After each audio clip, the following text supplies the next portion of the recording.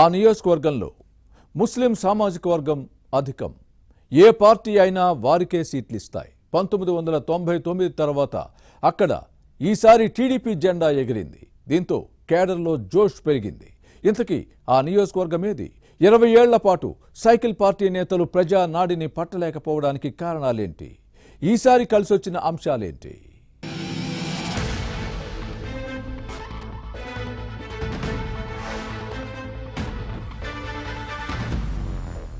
Guntur east assembly స్థానం YCP ticket రాగానే సంబరపడిపోయారు. Polling కు ముందే గెలిచినట్టు ఫీల్ అయ్యారు. పార్టీ కార్యాలయం దగ్గర పాత రౌడీ గ్యాంగ్ ను చేర్చుకున్నారు. ఎవరైనా ఏదైనా పని మీద అక్కడికి వస్తే రెక్లెస్ గా సమాధానాలు చెప్పేవారు. కుర్చీలో కూర్చుని దర్జా దర్పాన్ని ప్రదర్శించేవారు. సమస్యలను దృష్టికి తీసుకొస్తే తల బిరుసు సమాధానాలు చెప్పేవారు. ఓట్ల వేటలో తమకు వ్యతిరేకులనుకున్న వారిని బెదిరించేవారు. ఎన్నికల్లో ఎదురులేదనుకున్నారు. నేల విడిచి సాము చేశారు. కానీ చివరికి ఓటర్ల దెబ్బకు బొక్కబోర్లా పడ్డారు. ఇది గుంటూరు ఈస్ట్ అసెంబ్లీ స్థానం నుంచి ఓడిపోయిన వైసీపీ అభ్యర్థి నూరి ఫాతిమా పరిస్థితి. ఈ సీటు నుంచి వైసీపీ ఎమ్మెల్యేగా 2 సార్లు ప్రాతినిధ్యం వహించిన ముస్తఫా వారసురాలిగా రాజకీయాల్లోకి వచ్చిన ఈయన కూతురు నూరి ఫాతిమాకు ఓటర్లు తమ దెబ్బను రుచి చూపించారు. టీడీపీ అభ్యర్థి మహమ్మద్ నజీర్ అహ్మద్ ను గెలిపించారు. 1999 తర్వాత 2024లోనే ఇక్కడ పసుపు జెండా ఎగిరింది. 2004, 2009లో కాంగ్రెస్ నెగ్గింది. 2014, 2019లో వైసీపీ పాగా వేసింది. కానీ ఈసారి టీడీపీ జెండా ఎగరాలని పార్టీ నాయకత్వం ముందు నుంచే వ్యూహాత్మకంగా అడుగులు వేసింది. దీంతో సైకిల్ పార్టీ అభ్యర్థి నసీర్ అహ్మద్ 33,000 ఓట్ల మెజారిటీతో నెగ్గి వైసీపీ అభ్యర్థి నూరి ఫాతిమాకు దిమ్మ తిరిగే షాక్ ఇచ్చారు.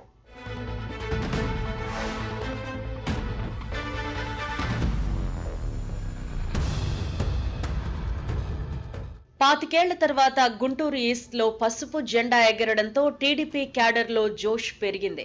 పార్టీకి మళ్లీ పూర్వ వైభవం వచ్చింది. ఈ స్థానంలో ముస్లిం, కాపు, ఆర్య, వైశ్య సామాజిక వర్గాలు అధికం. వీరితో పాటు ఎస్సీల ప్రాబల్యం కూడా ఎక్కువే.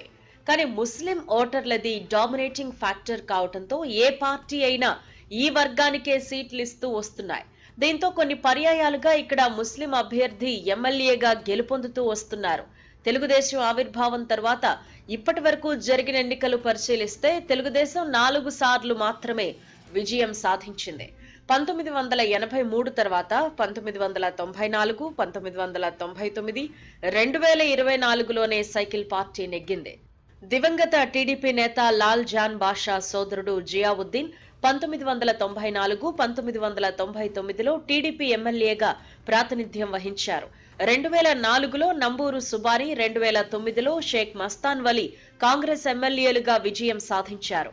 రాష్ట్ర విభజన తర్వాత 2014, 2019లో వైసీపీ నుంచి ముస్తఫా గెలిచారు. 4 పర్యాయాలుగా గెలుపు కోసం టీడీపీ హోరాహోరీ పోరాడినా ఫలితం దక్కలేదు. 2019లో కూడా సైకిల్ పార్టీ నుంచి నజీర్ అహ్మద్ పోటీ చేశారు. కానీ చివరి నిమిషంలో సీటు కేటాయించడంతో అప్పట్లో ప్రచారానికి సమయం చాలక ఓడిపోయారనే విశ్లేషణలు ఉన్నాయి. అయినా ఈ 5 ఏళ్లు వైసీపీ ప్రజా వ్యతిరేక విధానాలపై పోరాడి పార్టీ క్యాడర్ ను కాపాడుకున్నారు. గత ఎన్నికల్లో జరిగిన లోపాలను సరిదిద్దుకుని ఈసారి విజయ బావుటా ఎగురవేశారు.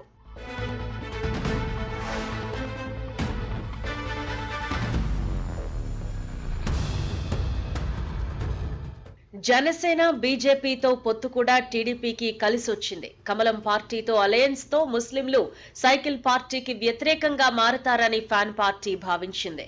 మైనారిటీల ఓటు బ్యాంకుతో గెలవొచ్చని లెక్కలు వేసుకుంది. కానీ ఓటర్లు తెక్క కుదిర్చారు. అయితే ఇక్కడ మరో లెక్క కూడా ఉంది. గుంటూరు ఈస్ట్ లో ముస్లింలతో పాటు కాపు ఓటర్ల ప్రాబల్యం కూడా ఎక్కువే. ఆర్య వైశ్యులు గణనీయంగా ఉన్నారు. మార్వాడీల ప్రాబల్యం కూడా ఎక్కువే. వైసీపీ ప్రభుత్వ ప్రజా వ్యతిరేక విధానాలతో విసిగిపోయిన ఓటర్లు ఎన్డీఏ కూటమి నుంచి టీడీపీ అభ్యర్థిగా పోటీ చేసిన నజీర్ ను గెలిపించారు అనే విశ్లేషణలు ఉన్నాయి.